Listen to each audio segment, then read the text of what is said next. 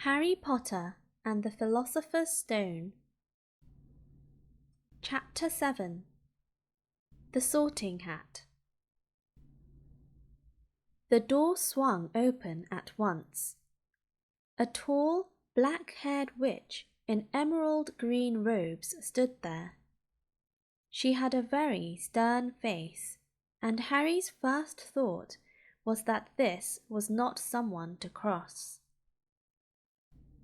"The first years, Professor McGonagall," said Hagrid. "Thank you, Hagrid. I will take them from here." She pulled the door wide. The entrance hall was so big you could have fitted the whole of the Dursleys' house in it. The stone walls were lit with flaming torches like the ones at Gringotts.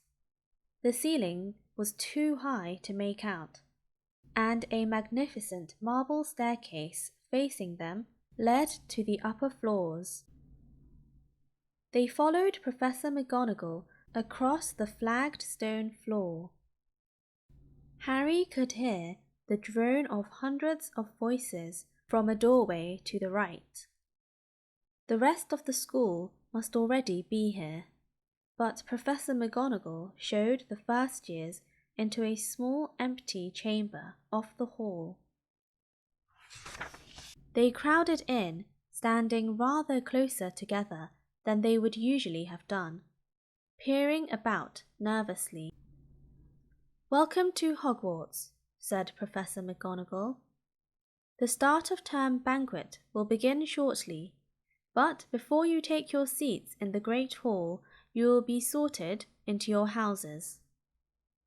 The sorting is a very important ceremony because, while you are here, your house will be something like your family within Hogwarts. You will have classes with the rest of your house, sleep in your house dormitory, and spend free time in your house common room. The 4 houses are called Gryffindor, Hufflepuff, Ravenclaw, and Slytherin. Each house has its own noble history, and each has produced outstanding witches and wizards. While you are at Hogwarts, your triumphs will earn your house points, while any rule breaking will lose house points. At the end of the year, the house with the most points is awarded the House Cup, a great honour. I hope each of you will be a credit to whichever house becomes yours. The sorting ceremony will take place in a few minutes in front of the rest of the school. I suggest you all smarten yourselves up as much as you can while you are waiting." Her eyes lingered for a moment on Neville's cloak, which was fastened under his left ear, and on Ron's smudged nose. Harry nervously tried to flatten his hair. "I shall return when we are ready for you," said Professor McGonagall. "Please wait quietly." She left the chamber. Harry swallowed. "How exactly do they sort us into houses?" he asked Ron. "Some sort of test, I think. Fred said it hurts a lot, but I think he was joking." Harry's heart gave a horrible jolt. A test? In front of the whole school? But he didn't know any magic yet. What on earth would he have to do? He hadn't expected something like this the moment they arrived.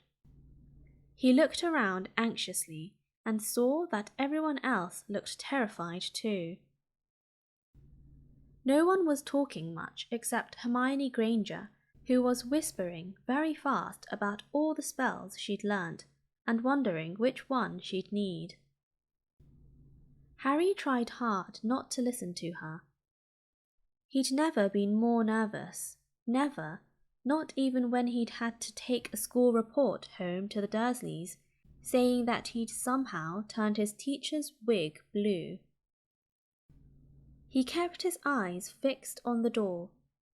Any second now, Professor McGonagall would come back and lead him to his doom. Then something happened, which made him jump about a foot in the air. Several people behind him screamed. "What the—" he gasped. So did the people around him. About 20 ghosts had just streamed through the back wall. Pearly white and slightly transparent, they glided across the room, talking to each other and hardly glancing at the first years. They seemed to be arguing.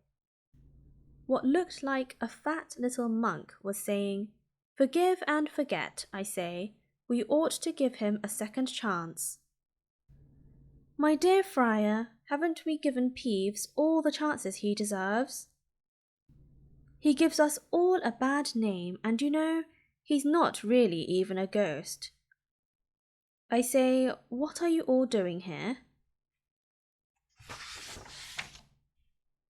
A ghost wearing a ruff and tights had suddenly noticed the first years. Nobody answered. "New students," said the fat friar, smiling around at them. "About to be sorted, I suppose?" A few people nodded mutely.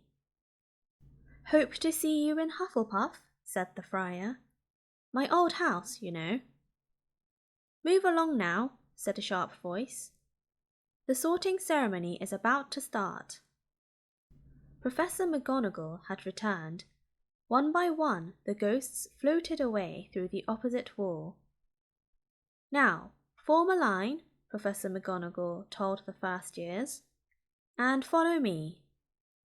Feeling oddly as though his legs had turned to lead, Harry got into line behind a boy with sandy hair, with Ron behind him, and they walked out of the chamber, back across the hall, and through a pair of double doors into the great hall. Harry had never even imagined such a strange and splendid place. It was lit by thousands and thousands of candles, which were floating in mid-air over 4 long tables, where the rest of the students were sitting. These tables were laid with glittering golden plates and goblets. At the top of the hall was another long table where the teachers were sitting. Professor McGonagall led the first years up here, so that they came to a halt in a line facing the other students, with the teachers behind them. The hundreds of faces staring at them looked like pale lanterns in the flickering candlelight. Dotted here and there among the students, the ghosts shone misty silver. Mainly to avoid all the staring eyes, Harry looked upwards and saw a velvety black ceiling dotted with stars. He heard Hermione whisper, "It's bewitched to look like the sky outside. I read about it in Hogwarts, a history." It was hard to believe there was a ceiling there at all, and that the great hall didn't simply open on to the heavens. Harry quickly looked down again as Professor McGonagall silently placed a 4-legged stool in front of the first years. On top of the stool, she put a pointed wizard's hat. This hat was patched and frayed and extremely dirty. Aunt Petunia wouldn't have let it in the house. Maybe they had to try and get a rabbit out of it, Harry thought wildly. That seemed the sort of thing. Noticing that everyone in the hall was now staring at the hat, he stared at it too. For a few seconds there was complete silence. Then the hat twitched. A rip near the brim opened wide like a mouth, and the hat began to sing. "Oh, you may not think I'm pretty, but don't judge on what you see. I'll eat myself if you can find a smarter hat than me. You can keep your bowlers black, your top hats sleek and tall, for I'm the Hogwarts sorting hat, and I can cap them all. There's nothing hidden in your head, the sorting hat can't see. So try me on, and I will tell you where you ought to be. You might belong in Gryffindor, where dwell the brave at heart. Their daring, nerve and chivalry set Gryffindor apart. You might belong in Hufflepuff, where they are just and loyal. Those patient Hufflepuffs are true and unafraid of toil. Or yet in wise old Ravenclaw, if you've a ready mind, where those of wit and learning will always find their kind. Or perhaps in Slytherin you'll make your real friends. Those cunning folk use any means to achieve their ends. So put me on, don't be afraid, and don't get in a flap. You're in safe hands, though I have none, for I'm the thinking cap.